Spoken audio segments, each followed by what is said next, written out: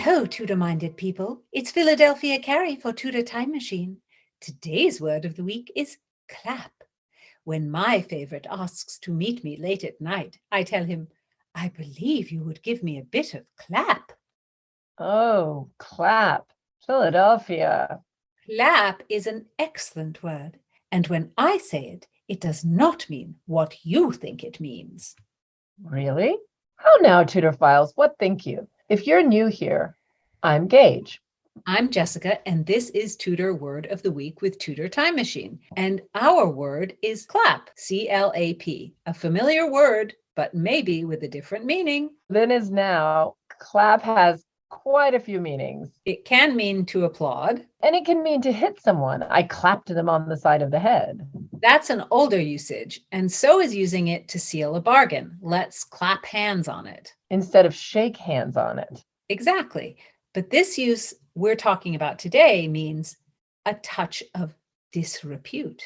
Wow, that's a complicated idea put into a small word. And our example from a play of the time period is from Ben Jonson, Shakespeare's contemporary, and some consider his rival. He has the reputation of being more intellectual than Shakespeare, but actually his background is not so upper class.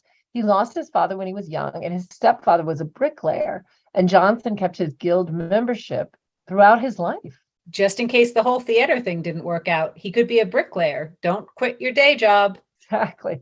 Even then, you needed a backup plan. It's hard to be a successful playwright. Jonson was able to go to school, but he had to drop out. There's some question about whether he did or did not attend Cambridge, but I'm not sure where historians come down on that. But he didn't stay for long if he did go. It wasn't that his actual education was so elite, but that he wanted to present himself in that way. Yes, the way he thought about things, in his own opinion, was better, and the way he addressed things was considered to be more serious than the way Shakespeare did things. And even back then, one thing that was flagged as not serious was Shakespeare's use of fairies and fantasy elements. I love those elements. So do I. And that's actually one of the reasons we still love Shakespeare today. And maybe why, in some ways, his plays have survived longer, because they had a sort of a otherworldly quality, where Ben Jonson's were a lot of city comedies, things that took place in London. But Jonson frowned on Shakespeare's use of fairies and fantasy because Jonson wanted to be taken very seriously. He didn't confine himself to tragedies and history. Yeah, he enjoyed being funny, but without any magic, of course. And in fact, he wrote some pretty funny plays. And our example that we're using today is from a funny play he wrote called The Alchemist. So The Alchemist is another play about duping people to become rich and raise your station in life. This was a common theme in Ben Jonson's plays. Yes, it's the main character who does this. He's an alchemist. And of course, he uses selling potions to make people give him money so that he can become rich, but he's duping them all. But the character who uses the word clap is a character called Surly. And he is surly and grumpy, but he knows the truth about all the deceptions that are going on. All the male characters want to marry one particular rich widow who is called Dame Pliant. Because she's pliant and goes along with everything. Yes, and in this passage, Surly's telling her the truth about how people are taking advantage of her and want to ruin her, but he also wants to get her to marry him. Surly says, Lady, you see into what hands you are fallen, mongst what a nest of villains, and how near your honor was to have catched a certain clap.